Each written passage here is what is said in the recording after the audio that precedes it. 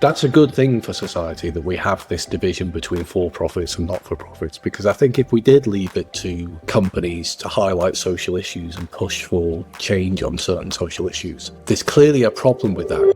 Marketing Architects. Hello, and welcome to the Marketing Architects, a research-first podcast dedicated to answering your toughest marketing questions. I'm Elena Asbury on the marketing team here at Marketing Architects, and I'm joined by my co-hosts, Angela Voss, the CEO of Marketing Architects, and Rob DeMar is the Chief Product Architect of Misfits and Machines, and we're joined by Nick Asbury. Nick is a writer, creative, and one half of Asbury & Asbury, his long-running creative partnership in the UK. He's the author of The Road to Hell, How Purposeful Business Leads to Bad Marketing and a Worse World, a book that argues brand purpose often distracts from creativity and effectiveness. Nick publishes regularly on his Substack, and he's a leading voice challenging marketers to rethink the role of creativity, truth, and craft in an industry too often distracted by hollow causes and award shows. So Nick, welcome to the show. It's great to be here. I like the introduction as well. You've mentioned the Substack and the book, so we could just end the conversation here if you like. Great, nailed it. I actually want to talk about another book, though, first, Nick. So people know you in marketing, right? The Road to Hell, great book. But there's another book that you've written that's actually a non-marketing book that's an international bestseller on Amazon called Perpetual Disappointment's Diary, which is filled with all kinds of pessimistic wisdom, right? If ignorance is bliss, why are you so sad? Which made me laugh out loud. So it sounds like you're not just provocatively pessimistic in your professional life, but also in your personal life. I guess so. I think it was 2013 that first came out, this kind of downbeat journal. I did it just because at heart, I'm just a creative. I'm a copywriter. I like humor. And that was a funny idea that I kind of made happen, thinking it would be a small personal project, and it turned into a bigger thing. And yeah, maybe there's some kind of link with, clearly I'm skeptical about purpose and various other things, but I also like to think at heart I'm a kind of frustrated optimist rather than a pessimist. Yeah, maybe we can come back to that. That's funny. I like that, a frustrated optimist. Well, we're back with our thoughts on some recent marketing news, always trying to root our opinions in data, research, and what drives business results. And I always kick us off with some sort of research or an article. And this one's easy to choose. It's one of my favorite Marketing Week articles. And I'm not just saying that because we've used it already on the show, maybe twice already. It's called Good Intentions Lead to Bad Marketing, Why Purpose is Missing the Mark. And it's written by our guest. In the article, Nick argues that brand purpose, once celebrated as the future of marketing and business, hasn't lived up to the hype. Instead of elevating marketing, it often produces vague campaigns, weak claims, and sometimes even worse social outcomes. He points to how purpose became institutionalized after the 2008 financial crash, and how it's held up by shaky research and often treats consumers as if we can't see through the spin. Nick questions whether purpose ever made sense for profit-driven companies in the first place, and whether marketers have confused slogans with the real job of making effective, respectful advertising. And today we're going to unpack brand purpose and more with Nick himself, which I'm so excited about. So Nick, thanks again for joining. And I think you've become, probably in my mind, one of the leading voices challenging the role of purpose in advertising. So could you walk us through the journey that led you to start questioning brand purpose in the first place? I first wrote about it in 2017, which seems like an age ago now. And funnily enough, I wrote an article for Creative Review magazine, and I called it, Is This the End for Brand Purpose? Because even at that time, I felt like I was writing about the kind of tail end of a trend in the industry, which I'd seen over the previous years, where brands were embracing these social causes and doing it in a different way to anything I'd seen previously, really. And the immediate trigger for the article was an ad that many people still talk about today, which was the Pepsi Kendall Jenner ad. I'm sure you remember the kind of protest march that's diffused by her handing a can of Pepsi to the police. It was released in April 2017 and then withdrawn a day later. It was one of the early examples of a social media outcry, the Sydney Sweeney of its day, I guess you could say. But it wasn't the only example. There were lots of other brands around. I think McDonald's and Heineken and Dove was doing its kind of purpose stuff. There were things like Fearless Girl winning all the top awards at Cannes and D&AD. You may remember that was a statue that was erected next to the Wall Street Bull on behalf of an investment company on Wall Street. But yeah, there was all this weird stuff going on of these big corporate brands embracing these social causes. And I just felt as I say, I mainly come from a creative background, and purely on a creative level, I thought it was leading to some quite formulaic, not very interesting ads, really quite serious, not very amusing or entertaining. So on that level, I didn't like it much. But I also, just on a kind of moral and political kind of level, I just felt uncomfortable with it, really. I thought there's something weird here about all these consumer goods companies presenting themselves as moral heroes and political leaders. So yeah, that's when I first wrote the article, and it clearly wasn't the end, because we're still talking about it now. Yeah, maybe it's just still the beginning. But so you published that in 2017. So that was your first commentary on it. But I know you've traced its start to 2008 and the financial crash. It was like a reputational rehab for some corporations. Could you explain how you think that origin has shaped where it is today? I had a slight kind of front row seat on this, because just in my day job as a copywriter, I did some work. It was actually only a brief project I was involved in, but it was on behalf of one of the big four management consultancies. And this is in the wake of the 2008 financial crash. And they were preparing a kind of pitch to put to all of their corporate clients around the world. They'd built this narrative around businesses facing a huge reputational crisis because of what's gone wrong in 2008. And business needs to kind of rehabilitate itself. It needs a new narrative to tell the world. And I was reading this narrative because my job was to edit it and make it sound a bit better. And I thought that so far I agreed with it when they were saying, yes, you need to remind people of kind of business's positive role in the world and the fact that it does do some useful things. But then it got to this point where it says, therefore, we need to remind people of the true purpose of business, which is to make the world a better place.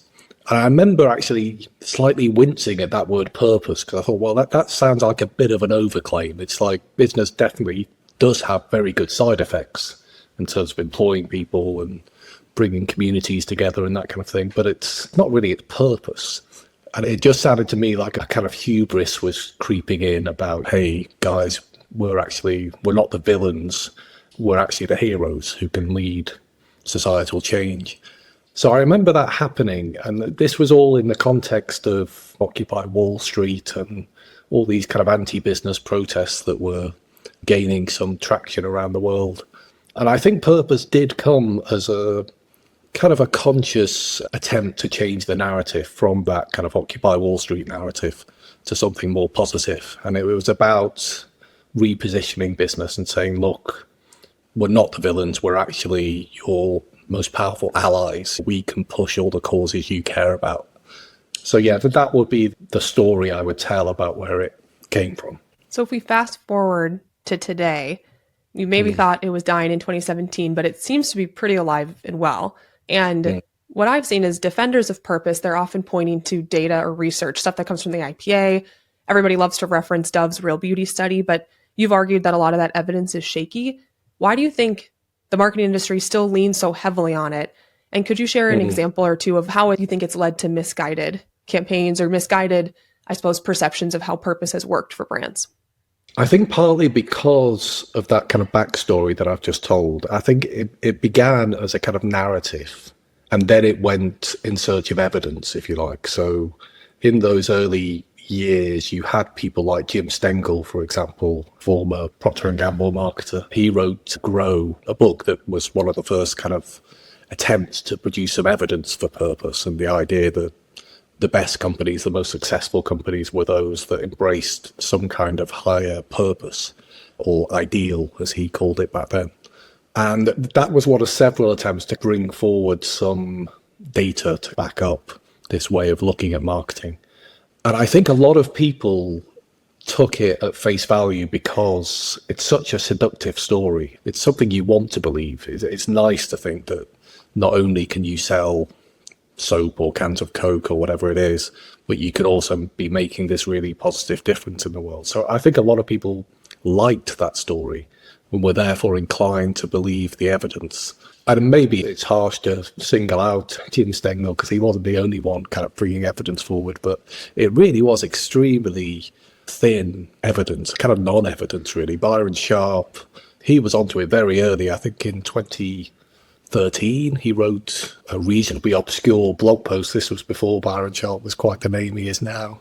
But he wrote a very astute kind of criticism of Jim Stengel's research, which was essentially circular in its logic. He picked the 50 most successful companies from the previous, I think, 5 years. He then went looking for something they had in common. He decided it was that they all had something that you could describe as a purpose. And then he tracked those companies, I think, for the following year and found that they'd all continued to do well. And he said, oh, it must be because they have this purpose. And the circularity is that you only picked those companies in the first place because they were performing well. And all that's happened is they've continued to perform well. And he never went looking for counter evidence. He then looked at less successful companies to see if they also had something you could call a purpose. And he used an extremely hazy definition of the word purpose, where I think there was one, Moet Chandon champagne was described as having a purpose of turning occasions into celebrations, which is an extremely vacuous idea of what a purpose is, I think. So there was something very kind of self-fulfilling about the whole thing. Richard Shotton was another critic who came on a couple of years later after the Byron Sharp article, and he did this really masterful takedown of the Jim Stengel research, which is worth looking up if you can find it. But he actually tracked those 50 companies for the next 3 years to see what would happen after that. And actually, they all fell off quite sharply. The difference in their performance was extremely counter to what you would expect from the Stengel data. So it was never built on any solid argument, really. And that's why I think it's always struggled to justify itself. I think that's really interesting, just the research and data behind it. The way that the people get to that is maybe not always honest, but I'm also curious about some of the brands, the way they get to purpose. And you mentioned this a little bit, but I'd love for you to talk about Dove, because Dove's Real Beauty campaign is something everybody tends to bring up as a great example of purpose. And I know you've talked about where their data comes from, and I think people would be really surprised to learn about the background behind it. It's a really interesting story once you get into it, and I actually dedicate an extended section to Dove in the book. And I see they recently won, I think it was like some kind of Lifetime Achievement Award or something at Cannes for, I forget the actual name of the award, but it was for their kind of effectiveness over the last 20 years. And I think the case study talked about how a humble soap, as they described it, had been transformed into this kind of major social purpose brand. And that is far from the full story. So 2004 was when the campaign for Real Beauty started, this kind of purpose repositioning. Dove was already the market leader in the US in terms of hand soap. You know, it had been a company, I think it had been around since 1957 or something, a huge player in the market. It wanted to kind of broaden out beyond soap into various other things. It actually started doing that about a year before the campaign for Real Beauty started. And it produced this report, which had a very scientific veneer to it. It was described as a white paper. It had some co-signatories who were from academia. And Dove have always been very good at working harder than most purpose brands when it comes to presenting the kind of credible looking exterior. But as data, it was very shaky. So the headline conclusion they came up with was that only 2% of women describe themselves as beautiful or think that they're beautiful, which is a shocking claim. It suggests that there's a huge problem of self-esteem to be solved. But when you actually looked at the data, and when I say data, I'm using that word slightly broadly, because actually all it was a opinion survey by a PR company. It's not like these were academics following some rigorous process. And actually, I think it was something like only 13% of women saw themselves as below average when it came to beauty. That was one of the other kind of less reported claims. And also it found, quite reassuringly in a way, it found that most women didn't see physical beauty being one of the most important things in life. When it came to their self-esteem, most would relate it more to family, professional achievement, all sorts of other areas of life, beauty just being one kind of aspect of it. But from all that, Dove managed to construct this story that basically there's a crisis of self-esteem, and the word beauty needs to be redefined to mean more than just physical appearance. And yet at the same time, they're trying to sell products that are about, on some level, improving or maintaining your physical appearance. So it was always a bit of a constructed narrative, really. And it was very clumsy at first. One of the first campaigns they did, I believe, was they put up these giant billboards. I think one of them featured a kind of older woman, and it's one tick box said wrinkled and one tick box said wonderful. And you were meant to, as people walking past the poster, you were meant to decide which option was the right one. You're kind of sticking a big picture of this poor woman up on a billboard and asking everyone to judge her appearance. And I believe there was even one that was an interactive billboard, some kind of digital billboard. And predictably, people piled in with the kind of cruel response rather than the one that Dove wanted.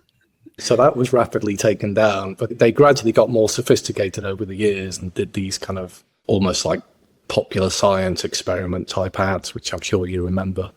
But they've had lots of criticism over the years, despite being hailed as great marketing.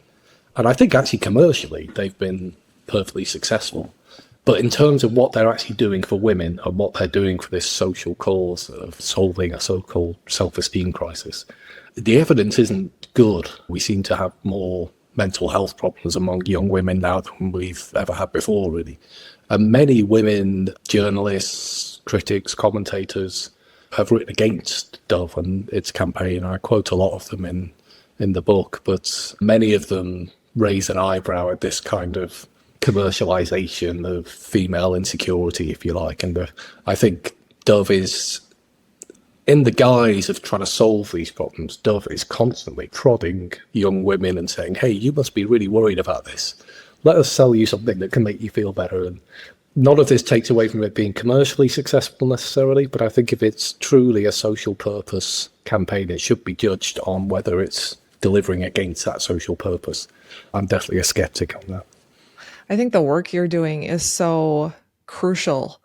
You know, when you talk about a Dove, just this constructive rigor that you're bringing to this topic, because you can see how there's a dichotomy that you're calling out there for sure. But when I think of Dove, when I think of the Always Run Like a Girl campaign, you can see how the market goes, gosh, that's just so great.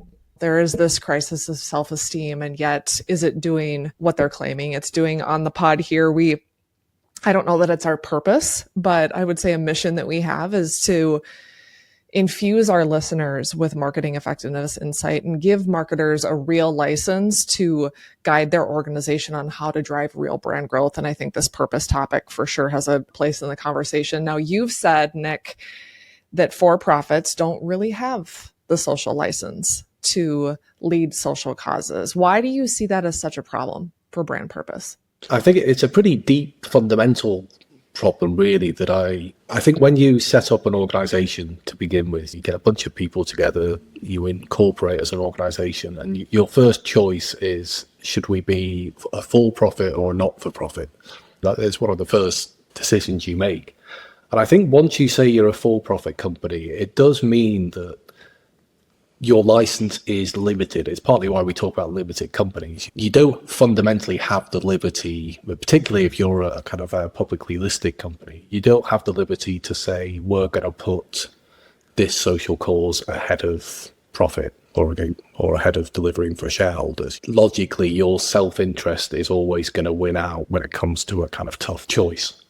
And I think as a society, that's a good thing for society that we have this division between for-profits and not-for-profits, because I think if we did leave it to companies to highlight social issues and push for change on certain social issues, there's clearly a problem with that, because it would mean, and I think this is partly what we've seen in recent years, big, powerful companies with big budgets, big marketing budgets, are always going to push certain social issues that are less threatening to them, I think. So it might be that talking about gender or mental health or those kind of issues feels more palatable to that company. But from society's point of view, we obviously may think those issues are important, but we may also think actually the priority right now is For example, reducing the wealth gap or increasing corporation tax or cracking down on tax avoidance by multinational companies and that kind of thing. And very few companies are going to make that their brand purpose. So we end up with this thing where the social issues that get elevated and given more salience in the world are not necessarily the issues that people out there prioritize and care about. Elections and polling around elections, people say that really it is economic issues that are at the top of mind for most of them. I do think there's been this weird dynamic in recent years where, because for-profit companies keep centering these other issues, it does have a distracting effect from things we might otherwise be talking about. Does that answer your question? It does. And many of these purpose campaigns that we've talked about, we mentioned this earlier, have won awards and gotten accolades, especially at Cannes. So, you went viral recently. You publicly called out for kind of a crowdsourced hashtag Cannes fact check to verify these claims and award case studies, etc. What pushed you to speak up? Was there one specific thing you saw? Was it just a growing, bubbling within you? And what would a more evidence-based Cannes look like in your view? Yeah, evidence-based Cannes, that's an interesting idea. Yeah, I mean, I didn't really start the whole Cannes pushback this year. It was happening before I got involved, and it's always been a kind of group pushback, really. There's people in Brazil and India and all over the place who have been very active on this. I guess the role I've played is keeping it fairly visible on LinkedIn, but I keep returning to the topic in various ways. But yeah, clearly it's not a new story to say that some slightly dodgy stuff goes on at Cannes and other award schemes. I think people have complained for years that some of these campaigns don't look entirely legit. There have been awards controversies. You can go back to 2015, 2005, even earlier than that. So that part of it isn't new. I guess I got involved because I felt actually there's a bit of momentum building here. Partly because of this, the original incident that started it all was this agency, DM9 in Brazil, who one of their awarded case studies, it turned out, featured a kind of AI doctored clip of some CNN news coverage, I think, which they fessed up to, and they came to an agreement with Cannes to withdraw that entry.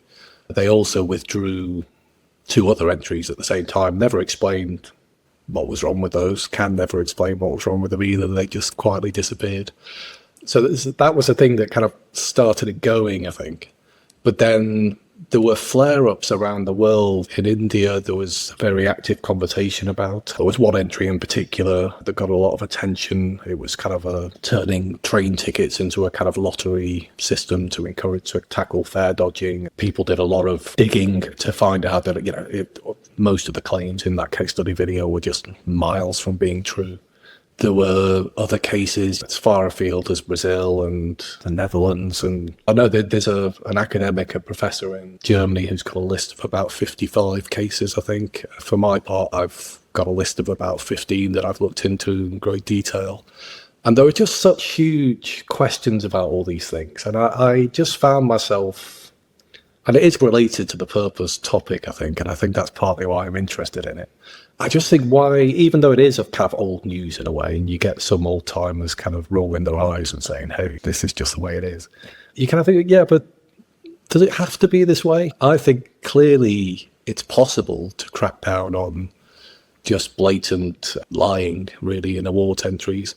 I think what kind of frustrates me about it is, and maybe this comes back to being a frustrated optimist, but I think partly because of this purpose movement in the industry, we're constantly talking about changing the world, tackling these big societal problems, everything from mental health to self-esteem, whatever it is. And yet when we have a kind of ethical issue in our own industry, which is widespread fraud in award schemes, there's a kind of rolling of the eyes and saying, oh, what could be done? That's just the way it is, and maybe it doesn't matter that much. And I just find surely there's a disconnect there. Surely if we can't tackle a very solvable problem in our own industry, how can we claim any authority to tackle any other issues?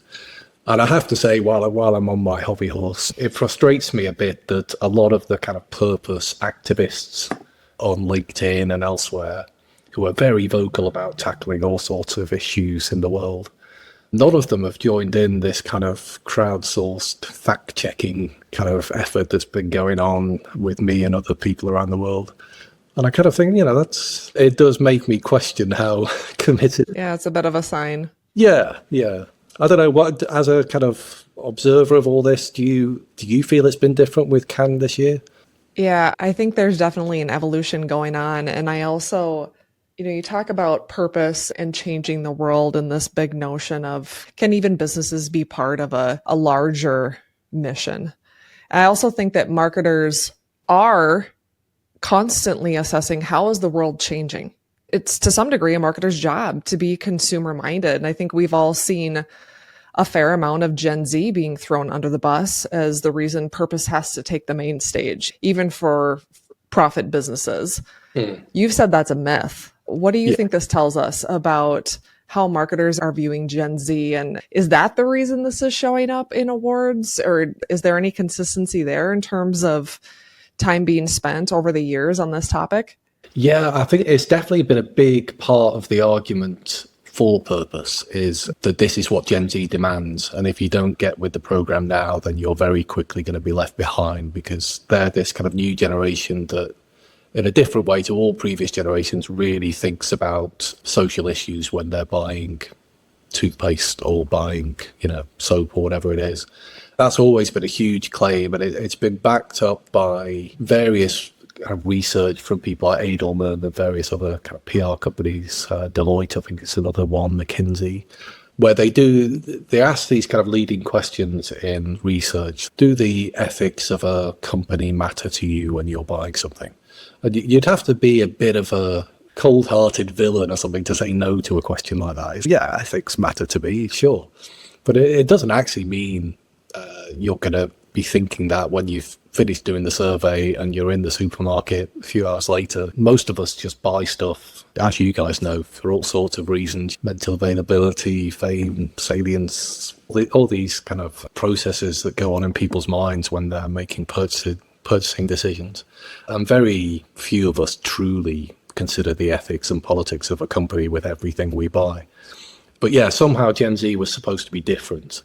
I think it was never true, but it's been really put to rest, I think, by particularly the last election in the US, where I think it was 56% of Gen Z males voted Trump and 41% of Gen Z females, which was up from 33% in 2020, so trending in his direction. I'm just observing it as like, you can't on that basis say that therefore Gen Z is somehow this uniquely progressive generation, that they're all united behind these social issues that companies are embracing. And I know in the week after the election, Newsweek ran a headline saying Democrats' Gen Z dream just died. And I think that was right, but it could just as well have read marketers' Gen Z dream has just died. Because I think it finally made it unsustainable to continue saying. And I've already noticed some purpose people are saying, oh, it's Gen Alpha. I was just going to bring that up. I remember as a Gen Xer, we were supposed to be the warm fuzzy. Yeah, totally. Yeah. We just keep kicking the can. Yeah. Yeah. Yeah. So if I'm a marketer then, and I'm like, all right, purpose isn't the answer, what in your view is the better path for marketers who want to drive effectiveness and they still want to respect their consumers and potentially be inspirational? But what does it look like in your view? You partly become a successful marketer by respecting your customers. I actually think fundamentally purpose doesn't respect people's intelligence very much. I think one aspect of respecting your customers is respecting the fact that they have a very wide range of political views, a very wide range of values. They usually have far more important things to think about than your brand. You play a fairly small role in their lives. But I think what you can do is make one tiny aspect of life easier for someone that day. If you can make it easy to pick up a toothpaste from the shelf in the supermarket, feeling kind of confident, yeah, this is a good one. I've heard of this one. I like this one. I recognize the packaging, the logo, whatever. You've actually done something minutely useful for that person. And also, if you can do it with marketing that is funny, non-divisive, introduces maybe a moment of entertainment into life in some way, You could actually be a small bit of common ground for people in a world that's divided into Trump voters, Harris voters, Brexit voters, whatever. You can be kind of the one thing that maybe people can agree on. It's like, we don't agree on politics, but yeah, we both like Diet Coke. And not everything has to be politically charged and divisive. Right. I think it's been one of the unfortunate effects of Purpose is that it's pushed brands to take up these political positions in a way that actually just adds stress to life. You end up having to think, what's someone going to think of me for like having this logo on my t-shirt? It's very unfashionable these days to say stay out of politics, or because people like to say, oh well, everything's political and there's no escaping it. But actually, I think in an everyday sense, no, not everything is political and not everything has to be. And I think you can be a very useful part of life by doing some funny ads for a good product. And of course, you do all the things that good businesses are meant to do. You treat your people well, you pay them fairly, you pay your taxes, create a nice working environment. I think if you can do all those things and sell whatever it is you're selling, I think you could go home satisfied every day that you're doing some good in the world. So as the person, though, that's really instigated this topic, right, really elevated it, put a spotlight on it, and you've seen a lot of positive reactions, you've seen a lot of probably critical reactions. What has been the biggest shocker in terms of reactions that you've seen come across your desk? Most of the reaction has been encouragingly positive, I think. Even from people who disagree with me, I think there's a sense of it's good to talk about it. It's good to hear the counter argument because there's a bit of a kind of monoculture sometimes, I think, around purpose. There's the one true way and no one shall question it. So I would say most of it has been very positive. I've also had private emails from people talking about the discomfort they felt in their own work environments around not really being able to question certain things. And so that's all been really interesting. I'm UK based, kind of blew up a bit more after the book came out, and I was getting a bit more attention from the US on LinkedIn. And I thought, wow, the culture was fairly hot in the UK, but it's even hotter in the US. Yes. So the most heated reaction I got was from the US, really. And it kicked off a bit on LinkedIn for a while, I guess roughly a year ago now. I got drawn into some argument I maybe should have found a way to grab myself from sooner. That's all fine, but the worst aspect of it was there were a couple of moments where I felt people were actually questioning my right to even say some of this stuff, which I don't think is very controversial. But yeah, there's some people were contacting organisers of conferences and things like that and suggesting that maybe, I shouldn't have been platformed to say this kind of. I don't want to overstate that. There was definitely some. It's amazing, though, how the pendulum swings, right? We've been talking about that earlier, just in terms of politics, and we go from a very liberal point of view on certain things all the way to conservative, and how the advertising conversation has followed that pendulum a bit. Do you think we're entering, since the pendulum's definitely sort of on the other side right now, do you think that we're entering kind of a post-purpose era that marketers are starting to follow suit, or do you think we're still, that lever's still going to get pulled quite frequently? I think there's definitely been a very noticeable shift. And I think if you're looking at the broad sweep of history, my money would be on 2008 being seen as the start of the kind of purpose era, and 2024 maybe being seen as the end, in the sense of, and particularly the election of Trump. I think there was just a sense at that moment that there was a kind of finality about not the end of purpose, but the end of a certain phase of its kind of preeminence in the world. I do think we've shifted somewhere different, but I'm definitely hesitant to say post-purpose full stop. I think that it's definitely still very much out there. And we're seeing now a different kind of dynamic with things like American Eagle and Cracker Barrel and all these kind of things, And they're not exactly purpose stories, but I think I see them almost as a kind of hangover from the purpose years, where I think for years brands wanted us to think of them as political and being associated when we're debating Cracker Barrel, it feels like it's a slow news day, Yeah, well, maybe it's been a slow news month or something, yeah.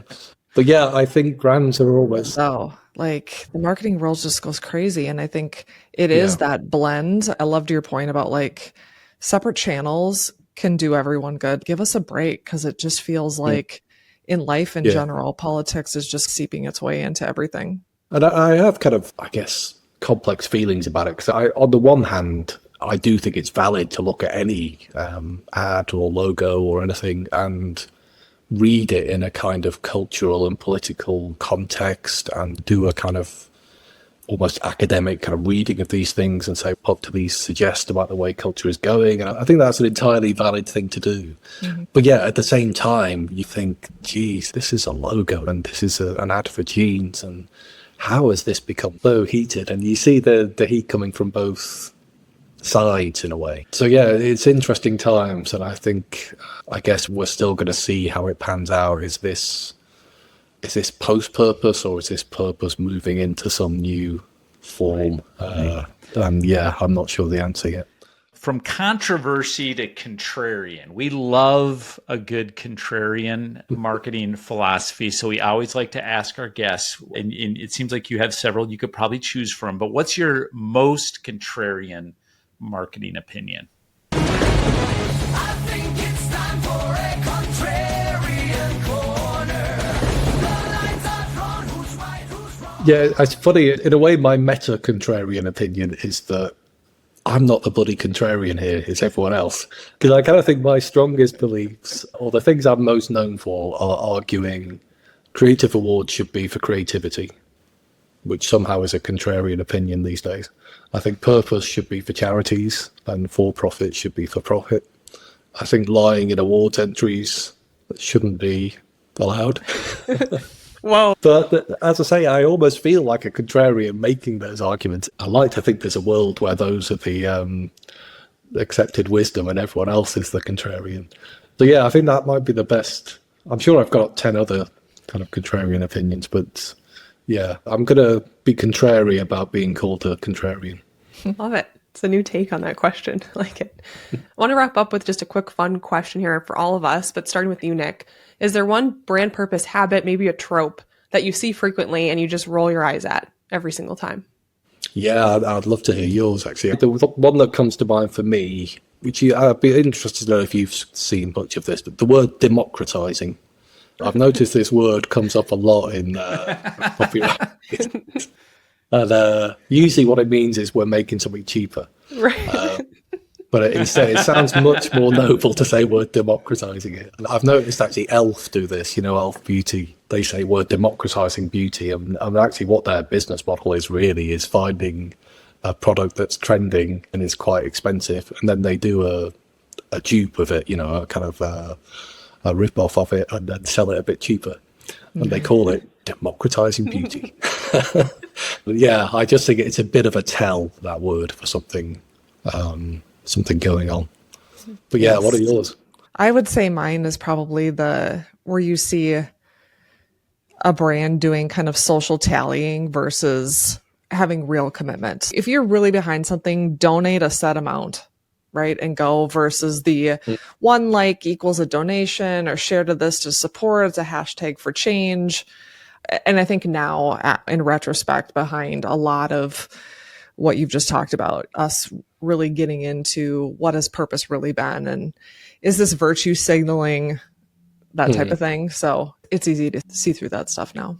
I feel like I'm going to get myself in trouble for this one. I don't know, so you guys can be the judge. But first, I love products that are made in America. I also love products that are made overseas. But when a company makes a point to say that our products are assembled in America, like it's an act of patriotism, that they should get a pat on the back. But at the same time, they're admitting, well, our parts aren't from America, but we assemble it here. So the logic gets lost on me. If you're really going to virtue signal, then do everything in America, or don't talk about it. Let's say, we assembled it in America. Yeah. What's funny about that one is, Nick, we've run tests on that. Does it help for TV commercials to say made in America? It doesn't make a difference, right, Rob? People don't really care. Yeah, we've actually proven that. Yep. Yeah. So people will say they want it. People will say that but it they won't like change products, sales results. But they don't care. They care about the price. Sorry. Yes. again, probably going to get us in trouble, but it's just data. Yeah, mine is when brands post for every holiday, not just the main ones, when they're posting for like politicized holidays with nothing behind it. Their brand has nothing to do with that. It's literally just a social media manager's political opinion. And that bothers me because to me, there's just no benefit. You're just going to piss off 50% of your audience. No one's waiting. Ooh, I wonder what Marketing Architects thinks about this. No one really cares. So your only risk is no one cares. Like your only risk is alienating people. And I'm proud to say that we don't do that as a company because there's just there's no point to it. Yeah. I have to say, sometimes I feel sorry for brands in this kind of climate, because if you do exactly what you just said of just not posting something, you will always get one or two people on social media saying, you're very noticeable by your silence. And, silence is complicity or something. You'll get pushback either way. But yeah, I think brands have to become a bit braver about just riding it out, ignoring it, not getting pulled around by it too much. These things blow over very fast, I think. Well, Nick, this is so great. I was so excited to have you on today. A big fan of your work. Before we wrap up, where can people follow you? Where can they learn more about your work? The best place, I'm most active in terms of social media, most active on LinkedIn. So you can find me there, Nick Asbury. And then I have a Substack, nickasbury.substack.com, where I post kind of long essays about various things. I've not been as active on there lately because I'm kind of in the throes of working on a book where I've no idea when I might finish it, but it's a book about kind of creativity and copywriting and what makes it good and what maybe makes it better than what AI can manage, which is a whole interesting area of its own. So yeah, hopefully I'll have something to say about that in the next few months. Well, thanks so much for joining us. Yeah, thank you. It's really nice to be on a podcast that I also watch and listen to. So thanks again. So great to have you. Thanks, Nick. That's it for this episode of The Marketing Architects. We'd like to thank Taylor De Los Reyes for producing the show. You can connect with us on LinkedIn, and if you like the podcast, please leave us a review. Now go forth and build great marketing.